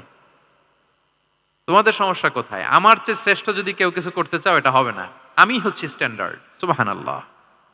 দেখেন, এইভাবে যখন বললেন, ঠিক করে দিলেন যে তোমরা কে কে জানি এরকম নিয়ত করছো, এটা ভুল করেছো, বরং শুদ্ধ হবে এটা। ওই তিনজনের টনক নড়ে গেছে, তারা শুধরে নিয়েছেন, আর বাকিরা সঠিক মেসেজটা, সঠিক নির্দেশনাটা জেনে গেল। তাহলে ওনাদেরকে কারেকশন করা হয়ে গেছে না অলরেডি? বলেন তো, ওনারা যে ভুল করছে কারেকশন হয়েছে কিনা? কিন্তু তাদেরকে অপমান করা হয়েছে। হুম এই ভুলটা আমরা অনেক সময় করি। অন্যের সামনে কখনো নিজের ছেলেকে, নিজের স্ত্রীকে, বন্ধুকে বা যাকে, হঠাৎ হাসির রোল পড়লো কেন এখানে? কিছু কমন পড়ে গেছে নাকি কথা নিজের জীবনের সাথে? অন্যের সামনে এইভাবে আমরা যেন কারেক্ট না করি। কাউকে সংশোধন করতে চাইলে আল্লাহর হাবিব সাল্লাল্লাহু আলাইহি সাল্লামের দেখানো পথেই যেন আমরা সংশোধন করি। এটা হচ্ছে এই হাদিসের ১ নাম্বার শিক্ষা। আরেকটা শিক্ষা হচ্ছে ব্যালেন্স লাইফস্টাইল। ব্যালেন্স অ্যাপ্রোচ আমরা জানলাম। অনেকে মনে করে, আমার পরিচিত কয়েকজন লোক আছে, আমি বলছি তারা থামাইছে কিনা জানি না। আমার কাছে এসে শোনাইতেছে, হুজুর আমি সারা বছর রোজা রাখি। তো আমি বলছি, আপনারা বলছে কে সারা বছর রোজা রাখতে? সারা বছর তো রোজা রাখা নিষেধ। এটাকে সওমে বিসাল বলে, এটা নিষেধ। বরং সবচেয়ে বেশি যদি কেউ রাখতে চায়, রাসূল সাল্লাল্লাহু আলাইহি ওয়াসাল্লাম বলছে, তাহলে সওমুল্লাহি দাউদ, সিয়ামু দাউদ, দাউদ আলাইহিস সালামের রোজা। এর চেয়ে বেশি না। একদিন রাখবা, আরেকদিন ভাঙবা। একদিন রাখবা, আজকে রোজা রাখলে কালকে খাবেন, কালকে রাখবেন, এরপরের দিন রাখবেন, এরপরের দিন ভাঙবেন। এর চেয়ে বেশি রাখা যায় না। লাগাতার রোজা রাখা নিষেধ। লাগাতার ৬ মাস, ৫ মাস, সারা বছর অনেকে রোজা রাখে, এটা না জানার কারণে। তাহলে এই যে ইসলামের যে ব্যালেন্স লাইফস্টাইল, এটা আমরা জানলাম। কাউকে কিভাবে শুধরে দিতে হবে, কারেক্ট করতে হবে, কারেকশনের ওয়ে, এটা আমরা জানলাম। আরেকটা হচ্ছে ইসলাম যে the combination of material and spiritual life, এইটার একটা তথ্য আমরা জানলাম যে আপনার এই দুনিয়াও লাগবে, আপনার আখিরাতও লাগবে। আপনি সব ছেড়ে দিয়ে শুধু আল্লাহর রাস্তায় চলে গেলে ওইটা ইসলাম শিখায় নাই। ইসলাম যে আমাদেরকে ফরিয়াদ শিখায়, প্রার্থনা শিখায়, রব্বানা আতিনা ফিদ দুনিয়া হাসানা ওয়া ফিল আখিরাতি হাসানা ওয়া কিনা আযাবান নার। হে আল্লাহ, আপনি দুনিয়াতেও হাসানা দেন, আখিরাতেও হাসানা দেন। আগে চাইছি কোনটা, আখিরাত না দুনিয়া? সবাই বলেন তো। রব্বানা আতিনা ফিল আখিরাতি হাসানা ওয়া ফিদ দুনিয়া হাসানা, এরকম নাকি রব্বানা ফিদ দুনিয়া হাসানা? দেখেন, দুনিয়াটা আগে, দুনিয়াটা আগে। তো ব্যালেন্স, এই ভারসাম্য রাখাটা আমি আলোচনার শুরুই তো করেছি, ওয়াসাতিয়া মানে ভারসাম্যপূর্ণ। ইসলামের নেচারটা হচ্ছে ব্যালেন্সড অ্যাপ্রোচ। এটা আমরা এই হাদিস থেকে শিখতে পারি। আমাদের অনেকেরই এটাতে ঘাটতি আছে। অনেক জ্ঞানী, অনেক স্কলার, অনেক তার কিছু, কিন্তু তার মধ্যে ভারসাম্য এবং পরিমিতি বোধ নাই। পরিমিতি বোধ, ভারসাম্য, ব্যালেন্স লাইফস্টাইল, এটা অনেকে অ্যাডপ্ট করতে পারে না। এটা বছরের পর বছর সাধনা করতে হয়, অ্যাডপ্ট করে নিতে হয় নিজের সাথে। তাহলে ৭ নাম্বার হচ্ছে, কাউকে শুধরে দিতে চাইলে আপনি কিভাবে শুধরে দিবেন, এটা আমরা জানলাম। তাকে সবার সামনে লজ্জা দিয়ে শুধরে দেওয়া যাবে? তাহলে কৌশলে তাকে শুধরে দিতে হবে। পারা যাবে তো ইনশাআল্লাহ? কয়টা গেল? ৮ নাম্বার। ৮ নাম্বার হচ্ছে, এটা দায়ীদের জন্য অনেক বড় রিমাইন্ডার। সেটা হচ্ছে, আমরা যে দাওয়া দেই, এটা খেয়াল রাখতে হবে। আমি যা বলি ওটা সবার আগে অ্যাপ্লাই করতে হবে নিজের মধ্যে। আমরা অনেক সময় এটা করে ফেলি যে, ভালো একটা হাদিস শুনলে, কোরআনের আয়াত শুনলে, একটা কিছু শুনলে মনে করি যে এগুলো এই সবার জন্য, মানে এটা বাদ, এখান থেকে শুরু, লাইনটা এখান থেকে শুরু, এইখান থেকে যারা আছে এই সবাই এগুলো পালন করবে, আমি এটার বাইরে। দেখবেন যার সাথেই কথা বলেন তার কোনো সমস্যা, তার দোষ, তার কিভাবে সেলফ ডেভেলপমেন্ট, আত্মোন্নয়ন, আত্মশুদ্ধি, শুদ্ধাচার, এগুলো নিয়ে কথা নাই। খালি বলেই যে কি সমস্যা রে ভাই সমাজে, জানেন, শেষ হয়ে গেল দেশটা। তারপর রাজনীতিতে সমস্যা, সমাজে সমস্যা, হুজুরদের মধ্যে সমস্যা, ওদের মধ্যে সমস্যা, শুধু সমস্যা, মানে উনি সব জায়গায় সমস্যা দেখতে পায়। কিন্তু বেসিকলি আপনি যখন সমস্যা নিয়ে কথা বলবেন, সবার আগে খেয়াল করতে হবে যে ওই সমস্যায় আমি আক্রান্ত কিনা। আমরা কেন যেন অন্যকে কাঠগড়ায় দাঁড় করাতে বেশি পছন্দ করি, কিন্তু নিয়ম হচ্ছে নিজেকে বারবার কাঠগড়ায় দাঁড় করানো, যে আমি ঠিক করতেছি কিনা, আসলে আমার মধ্যে শুদ্ধাচার আছে কিনা, আমার লেনদেন ঠিক আছে কিনা, আমি আমার মধ্যে সততা আছে কিনা, do I live a decent life, আমি যা বলি আমি তা করি কিনা। এটা অনেক সময় আমরা ভুলে যাই। আমরা যা বলি সেটার জন্য আগে আমরা নিজে আমল করতে পারি। আল্লাহ তৌফিক দান করুক। আল্লাহ তাআলা বলছেন, ইয়া আইয়ুহাল্লাযীনা আমানু লিমা তাকুলুনা মা লা তাফআলুন। কেন তুমি সেটা বলো যেটা তুমি করো না? কেন সেটা বলো? তো আমরা যদি দাওয়া কাজ করতে চাই, আমি যে দাওয়াটা দিব বা নাসিহাত দিব বা বার্তাটা রাখবো, সবার আগে যেন এটা নিজের দিকে, ওই তীর তীর যেন নিজের দিকে থাকে, যে না, এটা আগে তোমার জন্য, আগে তুমি পালন করো, পাশাপাশি এটা সবার জন্য। এটা যেন আমরা করি। আল্লাহর হাবিব সাল্লাল্লাহু আলাইহি ইসলামের জীবনে যদি আমরা দেখি, তাহলে দেখবো উনি যা বলতেন ওইটা নিজে আগে বেশি করতেন। আল্লাহু আকবার। উনি ইবাদতের কথা বলতেন, আল্লাহর সামনে নিজেকে সঁপে দেওয়ার কথা বলতেন। আর নিজেকে কিভাবে সঁপে দিতেন দেখেন, তিনি যখন দোয়া করতেন, নিজেকে ছোট করতে করতে তিনি আল্লাহরে বলতেন, আল্লাহুম্মা ইন্নী আবদুক ওয়া ইবনু আবদিক ওয়া ইবনু আমাতিক নাসিয়াতি বিয়াদিক। হে আল্লাহ, আমি আপনার দাস। আল্লাহ, আমি দাসের ঘরের দাস, দাসীর ঘরের দাস। মানে আমার পিতা আব্দুল্লাহ আপনার দাস, আমার মা আমিনা আপনার দাসী, তো আমরা সবাই আপনার গোলাম, গোলাম গোলামের ঘরের গোলাম। এর চেয়ে তুচ্ছ ছোট নগণ্য করে কি আর আল্লাহর সামনে নিজেকে পেশ করা যায় বলেন? এরপর তিনি বলতেন, নাসিয়াতি বিয়াদিক, আল্লাহ আমার মাথার চুলের ঝুঁটি আপনার হাতের মুঠোয়। মাথার চুলের ঝুঁটি হাতের মুঠোয় মানে কি? আপনি ডানে টান দিলে আমি ডানে যেতে বাধ্য, আপনি বাঁয়ে টান দিলে মানে আমার আর কিছু নেই, আল্লাহ সব সঁপে দিলাম আপনার কাছে। কিভাবে নিজেকে তিনি সঁপে দিতেন? তাহাজ্জুদের সালাতে যখন রাতে দাঁড়াতেন, আম্মাজান আয়েশা রাদিয়াল্লাহু তাআলা আনহা বলেন, দাঁড়িয়ে থাকতে থাকতে পা দুইটা ফুলে যেত এরকম, হাত্তা তাতাফাত্তারা কদামা। খুব কষ্ট হতো আল্লাহ রাসূল সাল্লাল্লাহু আলাইহি ওয়াসাল্লামের। আম্মাজান আয়েশা বলতেন, ইয়া রাসূলুল্লাহ কদ গুফিরা লাকা মা তাকদ্দামা মিন যামবিকা ওয়া মা তাআখার। আল্লাহ তো বলেছেন আপনার সব গুনাহ মাফ, গুনাই তো নাই, তাও ঘোষণা সব গুনাহ মাফ। এত কষ্ট নিজের দেহের উপর নিজে কেন দেন? আল্লাহর হাবিব সাল্লাল্লাহু আলাইহি ওয়াসাল্লাম বলতেন, আফালা উহিব্বু আন আকুনা আবদান শাকুরা। হ্যাঁ আয়েশা, এটা ঠিক আল্লাহ আমাকে মর্যাদা দিয়েছেন, কিন্তু আমি কি শুকরগুজার বান্দা হতে চাইবো না? আল্লাহর নেয়ামতে যে আমি ভেসে বেড়াই, আল্লাহর নেয়ামতে যে আমি বেঁচে আছি, আল্লাহর অনুগ্রহের কারণে যে আমার এত সম্মান, সে আল্লাহর প্রতি আমি কি নিজেকে পেশ করব না? আফালা উহিব্বু আন আকুনা আবদান আমি কি শুকরগুজার হব না?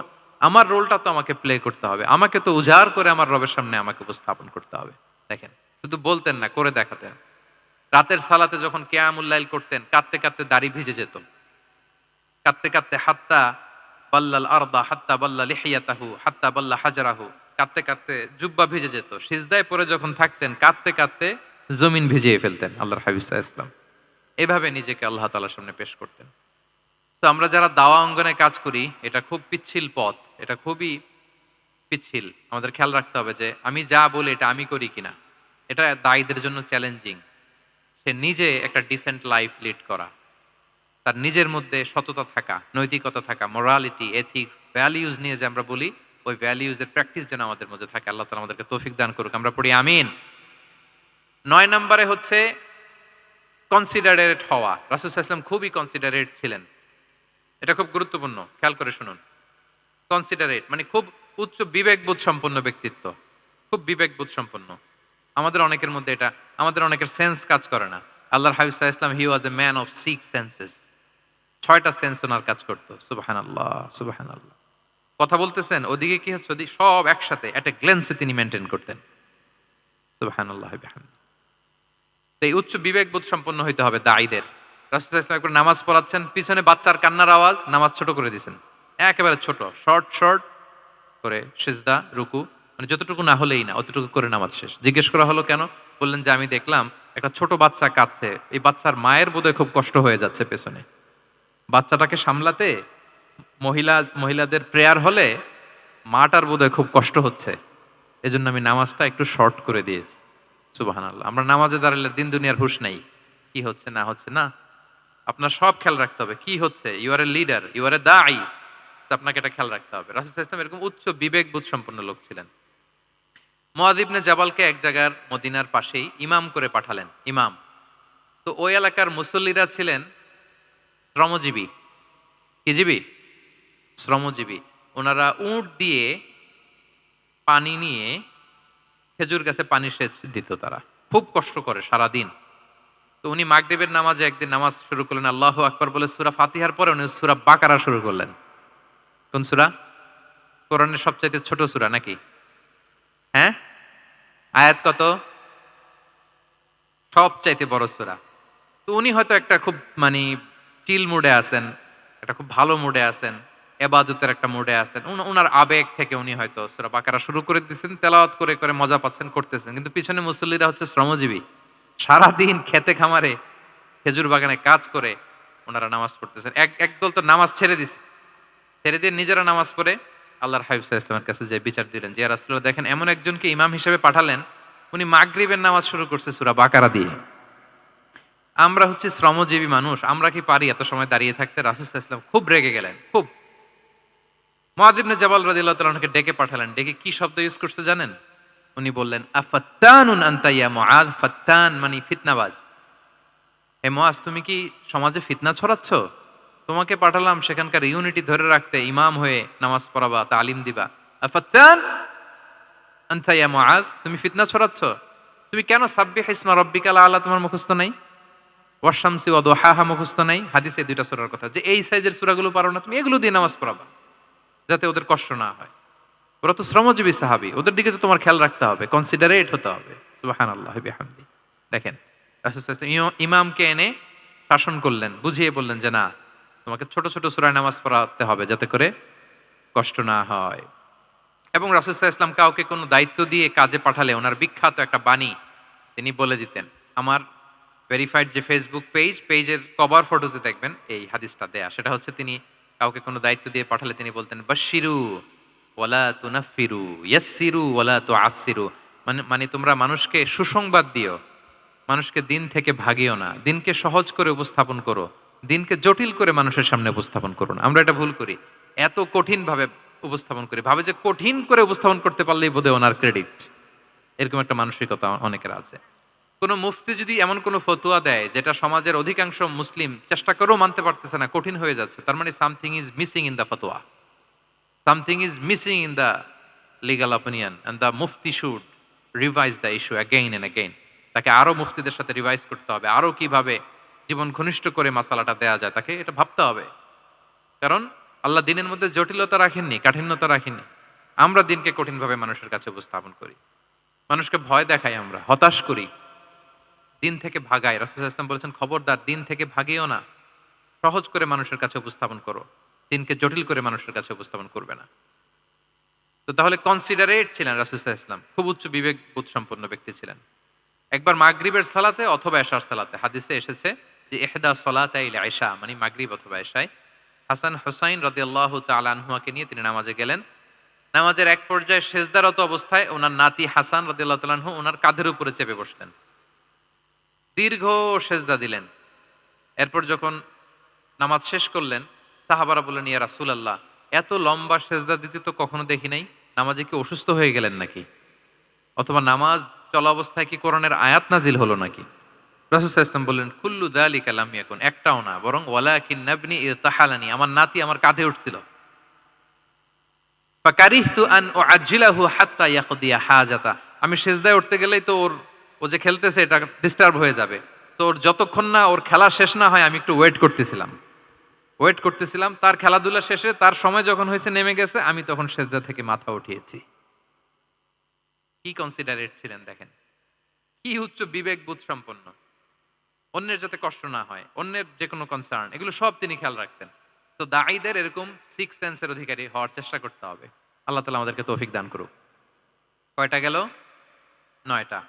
আর একটা সর্বশেষ, এটা খুব গুরুত্বপূর্ণ, আপনাদের সাথে খুব রিলেভেন্ট, খুবই রিলেভেন্ট, মনোযোগ দিয়ে শুনুন। সেটা হচ্ছে প্রপার টাইমিং ফর দাওয়া। দাওয়ার জন্য টাইমিংটা খুব গুরুত্বপূর্ণ। টাইমিং ইজ প্রপার টাইমে যদি দেন ওটা ক্লিক করবে, ওটা স্পার্ক করবে। আর যদি সময় মতো না হয় ওটা কাজ করবে না। প্রপার টাইমে প্রপার দাওয়াটা দিতে হয়, সঠিক সময়ের অপেক্ষা করা, যখন সেই সময়টা আসছে তখন দাওয়া দেওয়া। বুঝতে পেরেছেন না ব্যাপারটা? একটা ছোট্ট উদাহরণ দেই। এক ইহুদি কিশোর রাসূল সাল্লাল্লাহু আলাইহি ওয়াসাল্লামের খেদমত করতো। ইহুদি কিশোর, কোন ধর্মের কিশোর বলেন তো? ইহুদি কিশোর প্রায় আসতো, রাসূল সাল্লাল্লাহু আলাইহি ওয়াসাল্লামের কাছে আসতো, রাসূল সাল্লাল্লাহু আলাইহি ওয়াসাল্লামের সেবা করতো, কিন্তু তাকে কখনো রাসূল সাল্লাল্লাহু আলাইহি ওয়াসাল্লাম দিনের দাওয়াত দেন নাই। ছেলেটা ইহুদি, কিন্তু তার সামনে কখনো দিনের দাওয়াত তিনি দেন নাই। একদিন দেখে যে ওই ছেলে আসে না, লাগাতার এরকম কয়েকদিন যাবত ওই ছেলে আর আসে না। তখন রাসূল সাল্লাল্লাহু আলাইহি ওয়াসাল্লাম খোঁজ নিলেন যে কি হয়েছে। তখন রাসূল সাল্লাল্লাহু আলাইহি ওয়াসাল্লাম শুনতে পেলেন যে ছেলেটা অসুস্থ। ছেলেটা কি অসুস্থ? আল্লাহর হাবিব সাল্লাল্লাহু আলাইহি ওয়াসাল্লাম তার বাসায় গেলেন, যে দেখতেন যে বিছানায় পড়ে আছে ছেলেটা।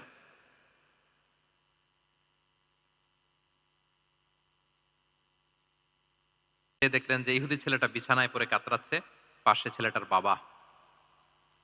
রাসূল সাল্লাল্লাহু আলাইহি ওয়াসাল্লাম তার মাথায় হাত বুলিয়ে দিলেন, তার খোঁজ খবর নিলেন।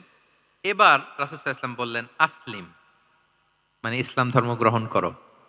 ফানাযারা ইলা ওয়াজহি আবি, ইহুদি ছেলেটা তার বাবার চেহারার দিকে তাকালো যে দেখি আব্বা কি বলে। বাবা যেহেতু দাঁড়ায় আছে, ফানাযারা ইলা ওয়াজহি আবি, বাবার চেহারার দিকে মুমূর্ষু ছেলেটা বাবার চেহারার দিকে তাকালো। তো বাবা বলল, আতি আবুল কাসিম, মানে আবুল কাসিম যা বলে তাই শোনো।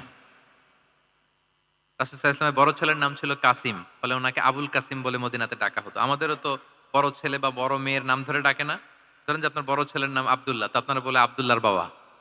রাসূল সাল্লাল্লাহু আলাইহি ওয়াসাল্লামকে মদিনায় বলা হতো কাসিমের বাবা। তো ছেলেটা যখন বাবার চেহারার দিকে তাকালো, বাবা বলল, আতি আবাল কাসিম, তুমি আবুল কাসেমের অনুসরণ করো, যা বলে তাই শোনো। ছেলেটা তখন পড়তে আরম্ভ করলো, আশহাদু আল্লা ইলাহা ইল্লাল্লাহ ওয়া আশহাদু আন্না মুহাম্মাদুর রাসূলুল্লাহ, মানে মুসলিম হয়ে গেল। রাসূল সাল্লাল্লাহু আলাইহি ওয়াসাল্লাম ইহুদীদের ঘর থেকে বের হয়ে আসলেন আর বললেন, আলহামদুলিল্লাহিল্লাযী আনকাযাহু মিনান নার। বুখারীর বর্ণনা। প্রশংসা সে আল্লাহর, যে আল্লাহ এই ছেলেটিকে জাহান্নাম থেকে মুক্তি দিয়ে জান্নাতি বানিয়ে নিল। দেখেন, রাসূল সাল্লাল্লাহু আলাইহি ওয়াসাল্লাম একটা প্রপার টাইমিং এর অপেক্ষা করতেছিলেন। এতদিন রাসূল সাল্লাল্লাহু আলাইহি ওয়াসাল্লামের ঘরে যে ইহুদি কিশোর খেদমত করে, কাজ করে দিয়ে আসে, একদিনও দাওয়াত দেয় না। রাসূল সাল্লাল্লাহু আলাইহি ওয়াসাল্লাম একটা ভালো সময় খুঁজতেছিলেন।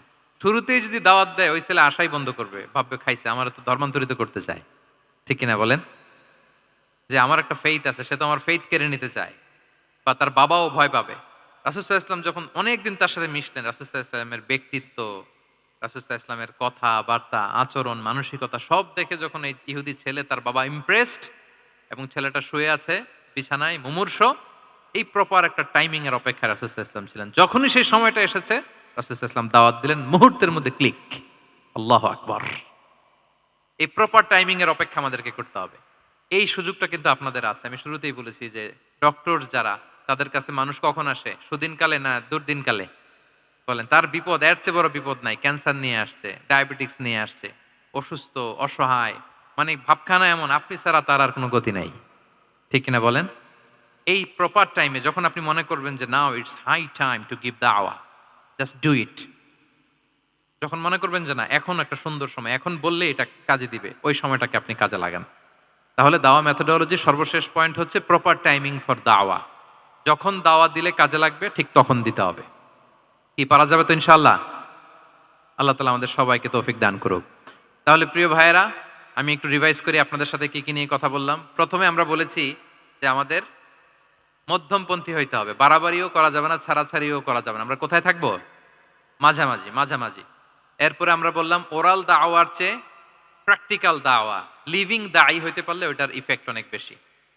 এরপর আমরা আল্লাহর হাবিব সাল্লাল্লাহু আলাইহি ওয়াসাল্লামের সিরা এবং সুন্নাহ থেকে 10টা মেথোডোলজি, দাওয়া মেথোডোলজি আলোচনা করেছি। তার প্রথমটা ছিল ভেরি সফট এন্ড মাইল্ড। দাওয়া ল্যাঙ্গুয়েজটা সফট এন্ড মাইল্ড হতে হবে। 2 নাম্বার, কোশ্চেন থ্রো করতে হবে অ্যাটেনশন ড্র করার জন্য। 3 নাম্বারে, visual explanation to make the দাওয়া মোর ইফেক্টিভ এন্ড প্রোডাক্টিভ। তারপরে 4 নাম্বার, গ্রাজুয়ালিটি, ধীরে ধীরে, ধাপে ধাপে, একবারে সব চাপিয়ে দেওয়া যাবে না। 5 নাম্বারে, ইমোশনাল ইন্টেলিজেন্স ইউজ করতে হবে। 6 নাম্বারে, ফুল অফ লাভ, দাওয়া should be full of love. 7 নাম্বারে, কাউকে শুধরে দিতে চাইলে লজ্জা দিয়ে অন্যের সামনে শুধরে দিতে দেয়া যাবে না। রাসূল সাল্লাল্লাহু আলাইহি ওয়াসাল্লাম যেভাবে শিখিয়েছেন ওইভাবে কারেক্ট করতে হবে। 8 নাম্বারে, দাওয়া should be applied in yourself, আগে নিজের মধ্যে। 9 নাম্বারে, কনসিডারেট হইতে হবে, উচ্চ বিবেকবোধ সম্পন্ন। আচ্ছা, 10 নাম্বারে, প্রপার টাইমিং,